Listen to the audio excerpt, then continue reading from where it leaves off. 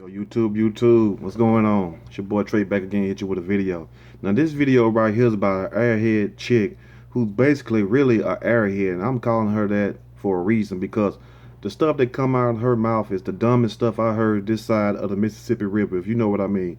But she basically comes on camera with her hair in some kind of lime neon dookie green type style, which looked like she just went to Fred's or a dollar store and found a lot of Barbies with green hair and basically chopped all their hair off and glued them together, then put it on her head. They talk about how much her hair costs and said that it takes a dope boy, a dope dealer, to pay for this hairstyle. No, fool, it just takes a man with a job, it takes a man with a hustle or a grind. Why do people say, when you tell people that you grind or you hustling, why the first thing pops in their mind, you selling drugs or you doing something very illegal? You feel what I'm saying?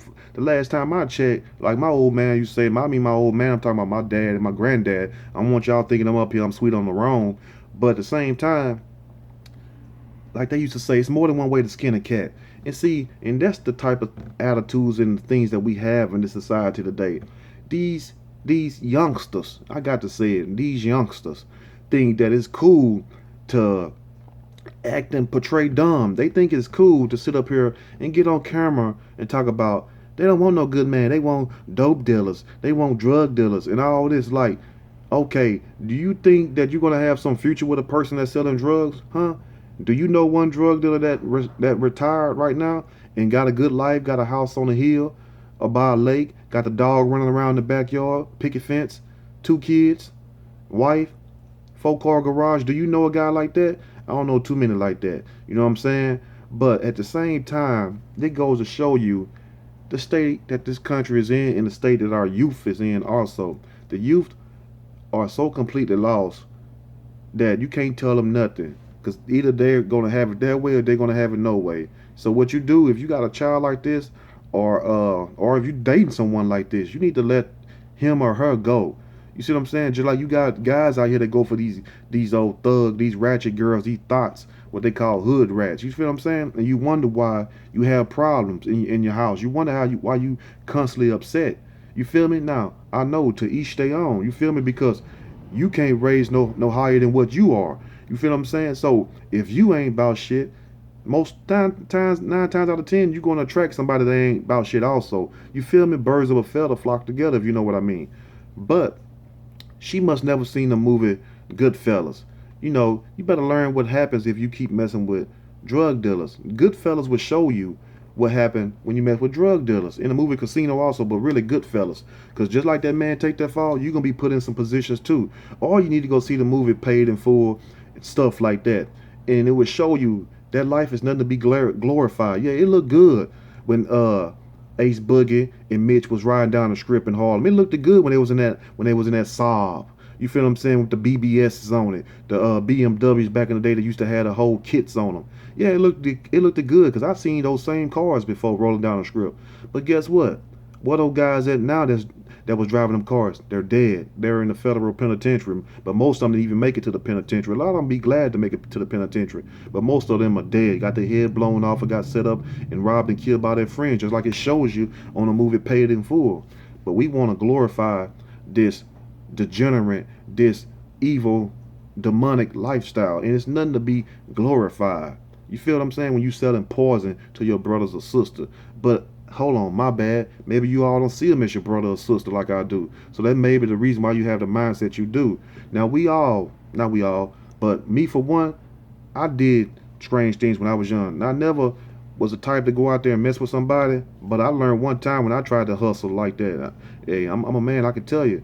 I learned my lesson when I was like 14 years old. I'm not gonna say where I was or what happened.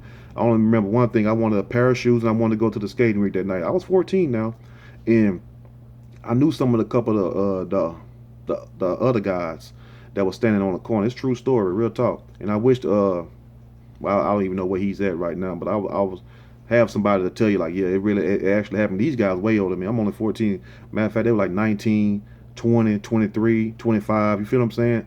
But I'm like calling myself trying to be a little tough guy, trying to get some money and stuff, because you know that's how it is when you coming up in the hood like that.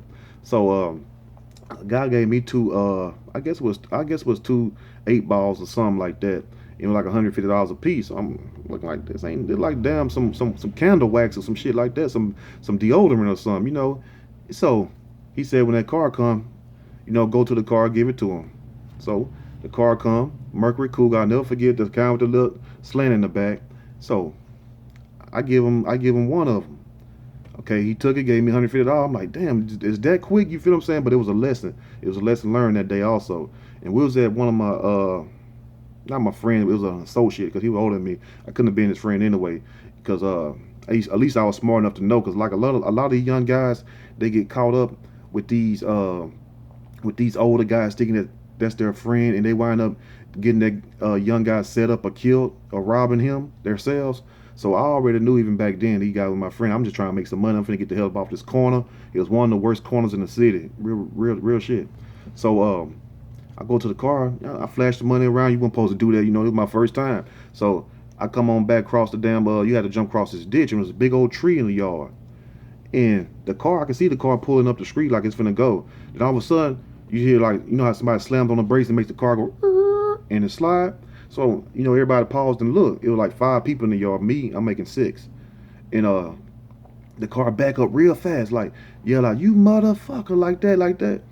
The only thing I remember, the guy that was in the passenger side, he did like this. He turned this way and he come out like this, like he had a sword on him, like he finna chop my damn head off. But it wasn't a sword. That had to been a 44 or 45 man, because the only thing I seen was a big old chrome gun pointed right at me. So when I seen that, I'm already like trying to get behind the tree. As soon as I got behind the tree, thank God I did. You can just hear like a cannon go off, like, and then the tree, the bark that was on the tree, you could just see like it exploding. You could feel like the impact. Cause I was braced against the tree. It was a big ass tree. Thank God. I was just tall. I was kind of skinny though. 'Cause I used to play basketball when I was young. So it wasn't like I was a big old little fat kid. Cause I would have got shot up like a mug. But anyway, so I'm standing there. I'm scared like a mug. I didn't cry because I'm in shock. You feel me? I'm like, damn, like just like that. And it busts out 2 shots. I'm yelling to them, shoot, shoot, shoot, shoot. You feel what I'm saying? These supposed to be gangsters and stuff. Only one of them shot. Only one of them started shooting back after he got behind the car that was in the yard. So I'm like, man. As soon as they left, I gave the guy the money. He wanted to try to get more money. I gave him. I don't know if I gave him $75 or $60, something like that. I think I got over about $10 or $15. That was for my troubles. I threw the money down and took off running. They couldn't catch me because I was one of the fastest person in the hood anyway. And the guy that was the fastest, he was in jail at that time, so I ain't have to worry about nobody catching my ass. But the point I'm trying to make is this right here. See, I could have lost my life that day.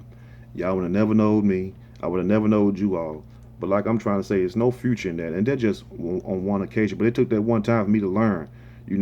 Never let nobody. And it was fake drugs. The reason why the guy got mad. See, the guy wouldn't even came back and started shooting up the place if the dope was real. But the fact that he give me fake dope and I'm not knowing, it show you how they feel about me. It show you how they feel about everybody else in the game. And that just on the lowest kitty level way back then. You see what I'm saying? So, like I say, I think about that all the time. I tell people all the time, just that one little instance. You feel me? And after that, I say, the hell with that shit.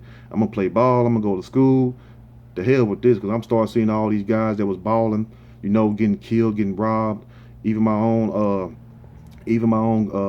god brother got killed. Him and his wife by some people that he knew that he growed up with. Also, I'm not gonna say his name, but what happened, to make a long story short, is that he owned a business. He wasn't no drug dealer or anything like that. Man never sold drugs. He probably smoked a little weed when he was all work. He owned a car audio business and a tenant.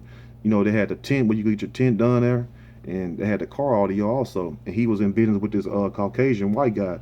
The Caucasian white guy family had money because they own like about 3 businesses in the city.